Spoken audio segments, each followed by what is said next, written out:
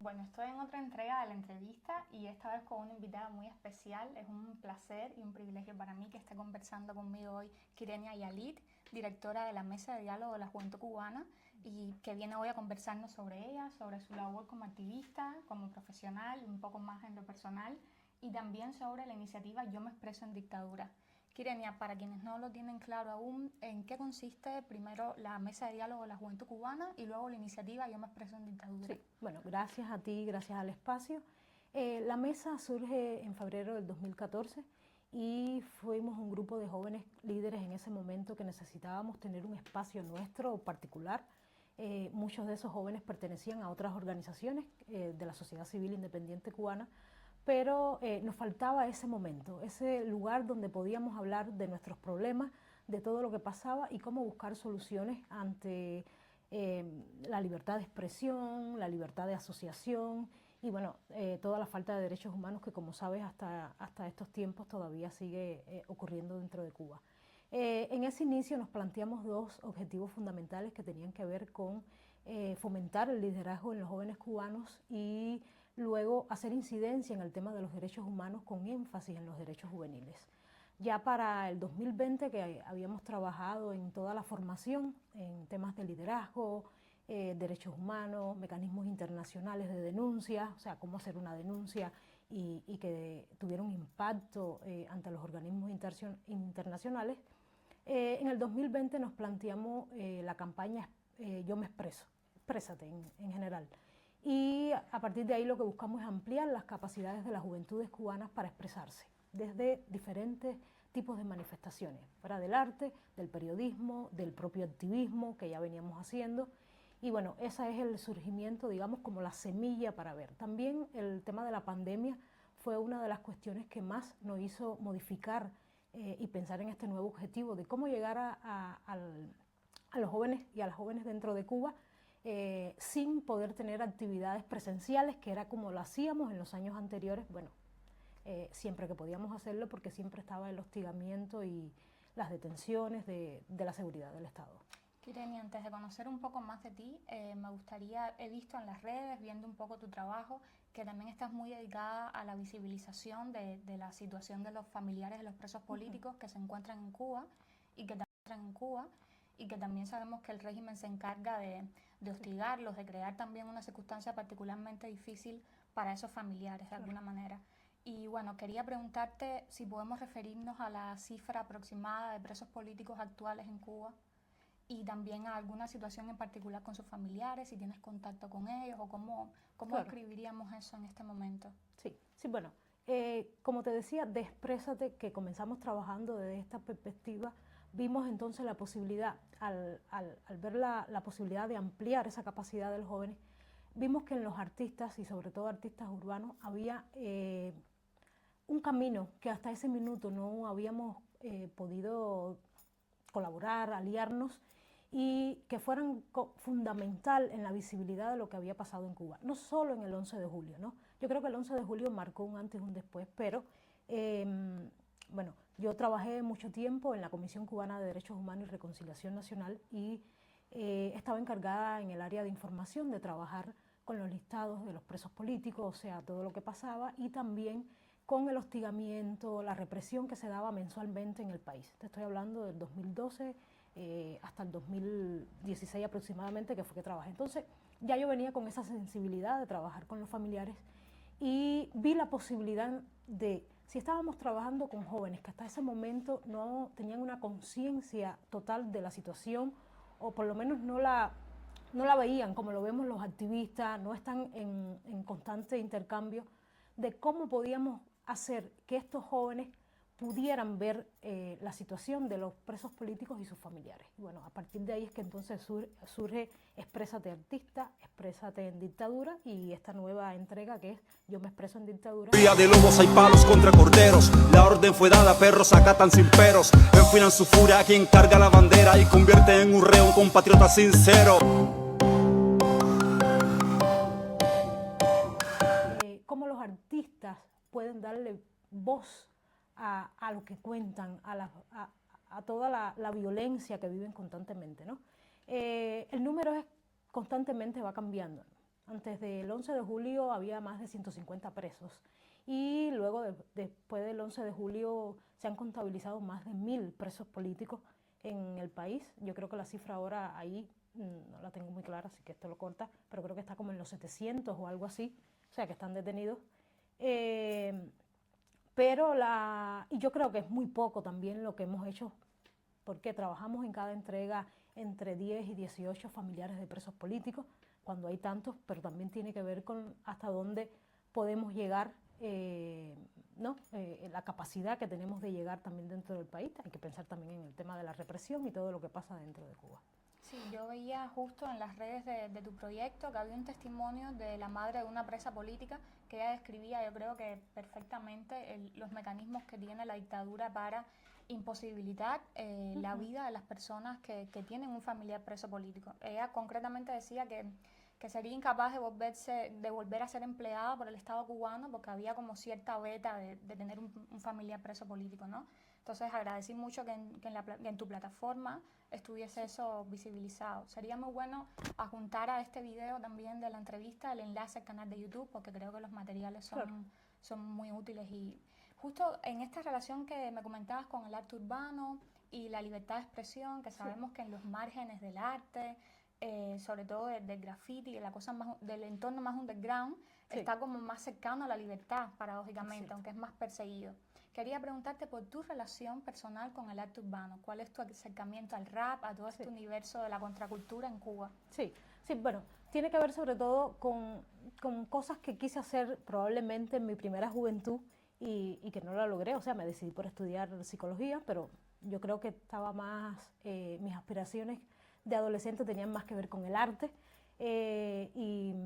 y agradezco infinitamente tener esta posibilidad ahora de hacerlo desde el activismo, ¿no? Desde la labor que hago como activista de derechos humanos, poder ver cómo los jóvenes, a pesar de las restricciones que tienen, de cómo los limitan, porque cuando hablamos de underground de Cuba no solo estamos hablando de lo contestatario, también hablamos de jóvenes, de personas, de artistas que también han sido criminalizados y que también han sido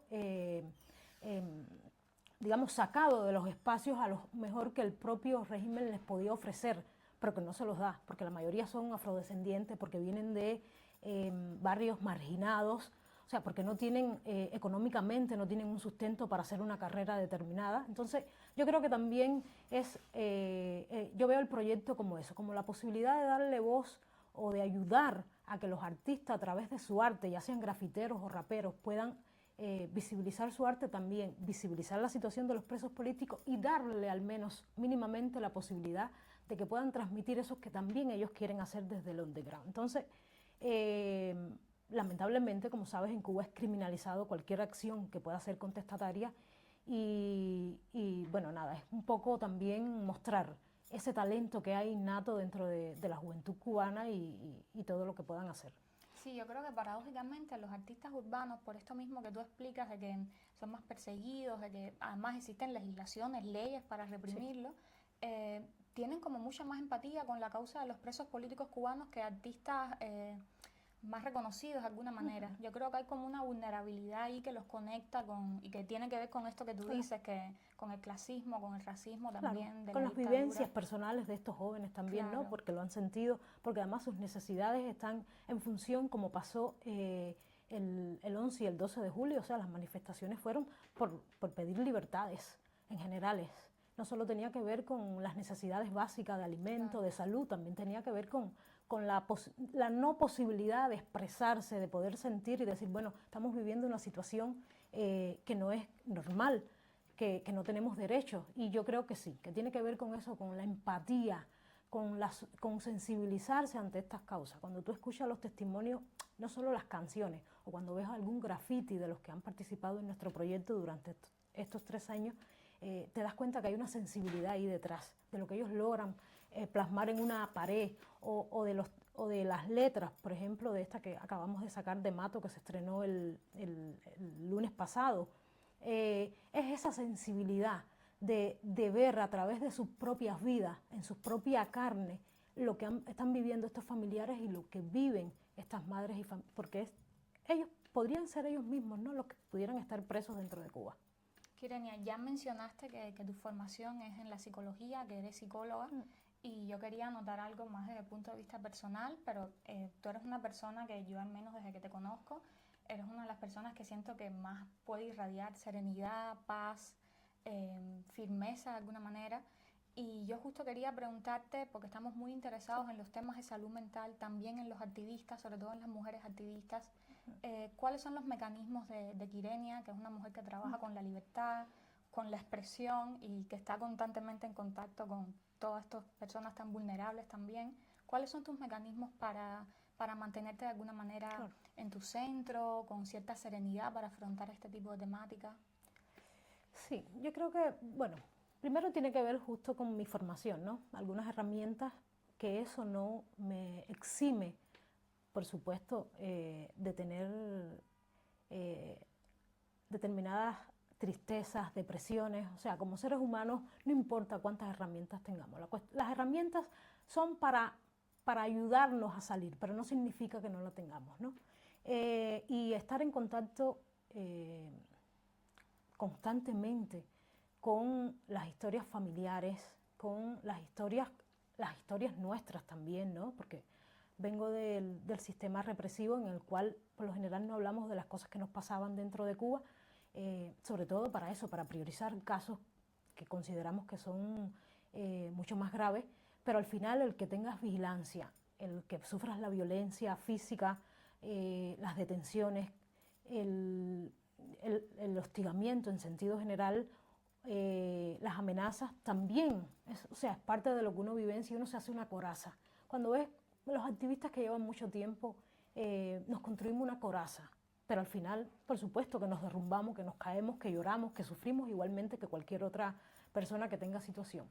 Pero yo creo que tiene que ver con eso, porque con determinación, con querer decir, bueno, esto es lo que decidimos hacer, es ayudar a cambiar el país, aunque sea mínimo, aportando el granito, porque lógicamente no lo vamos a cambiar absolutamente todo, necesitamos del pueblo, de la ciudadanía completa, pero tiene que ver con eso, con mecanismos que nos vamos construyendo en el camino, de contar con una red de apoyo. Eso es fundamental para los activistas, para las madres y los padres, para los presos políticos, para las presas. ¿Con red de apoyo te refieres a amistades, personas cercanas o cosas más gubernamentales? No, personas, sobre todo personas. Y también el acompañamiento de organizaciones internacionales, de organizaciones aliadas también es importante. Pero uno necesita siempre tener personas que estén ahí. O sea, personas de confianza, para que uno pueda depositar toda esa, hacer catarsis para seguir adelante, para decir, bueno, me caigo en este momento y me levanto y sigo, ¿no? Entonces, la red de apoyo puede ser desde muchas perspectivas, pero sí, esa red de apoyo cercana es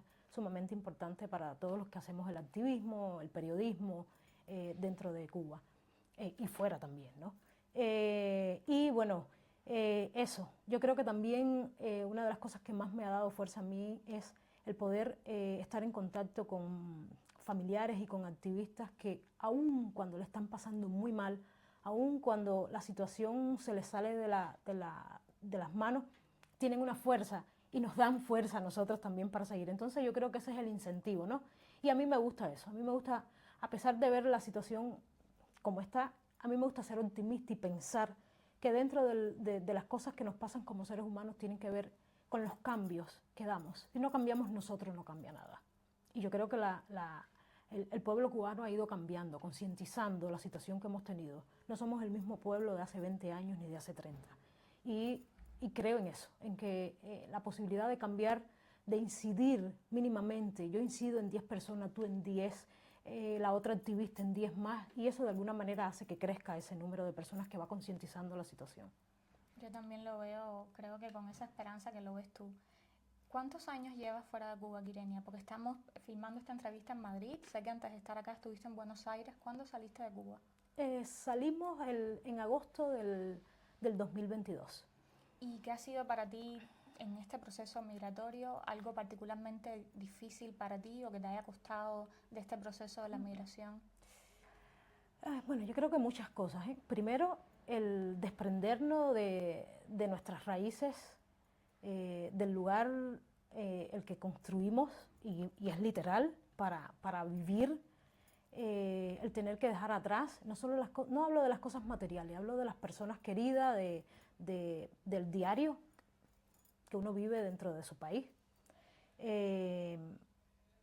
También, bueno, igual, estar fuera implica entender que puedes o no regresar, o sea, y no es por una voluntad, sino porque alguien te lo imponga. Yo creo que eso, además de dar rabia, da tristeza, ¿no? Saber que no es solo una cuestión de que nos planteamos y decimos, bueno, como personas nos planificamos, hacemos tales cosas, salimos, entramos dentro del país, como cualquier ser humano, ¿no? Los cubanos, si te metes con el régimen tiene una respuesta para ti, y esa respuesta puede ser definitiva. Entonces, cuando tú empiezas a analizar esas cosas, son temas complejos que muchas veces no las pensamos en un inicio, pero que luego uno las va concientizando y te desarraigan. Eso es lo que tratan de hacer, ¿no? Entonces, el que estemos trabajando constantemente con Cuba es un pedacito que tenemos, pero es un dolor también. O sea, saber que uno nunca sabe cuándo va a regresar, cuándo va a estar.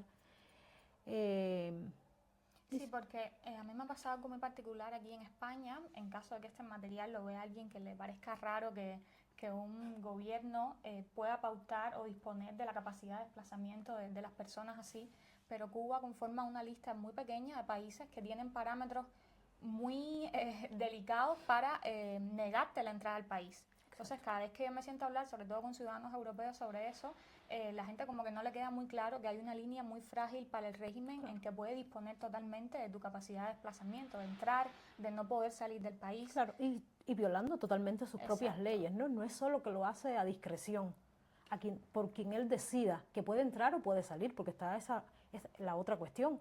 Hay personas que llevan dentro de Cuba muchos años sin poder salir simplemente porque es un interés de ellos que no puedan salir. Y estamos desde este lado, fuera de Cuba, que no nos permiten entrar, y la peor parte es que nos quitan, en muchos casos, la ciudadanía cubana. O sea, eso no pasa en ninguna parte del mundo, o en casi ninguna parte del mundo. Entonces, son mecanismos que usan justo para eso, para desarraigarnos, para vulnerarnos, para volvernos personas, no sé, yo creo que minimizarnos como seres humanos, como cubanos y cubanas. Sí, es que esta denominación de declarar a las personas non grata, los países la reservaban para cosas, para crímenes que se consideraban crímenes que atentaban contra la seguridad del Estado. Pero en Cuba cualquier cosa puede atentar contra la seguridad del Estado, hasta Exacto. la libre expresión. Exacto. Entonces a mí me parece metafóricamente y simbólicamente muy fuerte que tú como mujer y activista sacrifiques tu libertad para abogar por la libertad de personas que incluso están dentro de la isla. Bueno, un poco para terminar, a mí me gusta hacer una serie de preguntas que no haya que elaborar tanto la respuesta, o al menos así te lo pediría. 2 sitios que te den particularmente mucha paz, pueden ser interiores o exteriores. Sí, el mar y lo alto de una montaña. Y bueno, también me gustaría saber, me interesa mucho cómo va cambiando la idea de la fe en los emigrantes, también en los cubanos, y ya he hecho esta pregunta en varias entrevistas y la verdad que las respuestas suelen ser un aprendizaje para mí enorme. ¿Tú crees, Kyrenia, que al salir de Cuba, yo sé que tú eres una mujer de fe, que además profesa la religión, ¿tú crees que hay algo que como que se ha desconectado en tu fe? Porque una amiga me decía como que ella siente que hay una energía particular en Cuba que como que arraiga su fe, o que parte de las cosas que la acompañaban se quedaron en Cuba. ¿Le ha sucedido así a Kyrenia o crees que es algo que viaja contigo?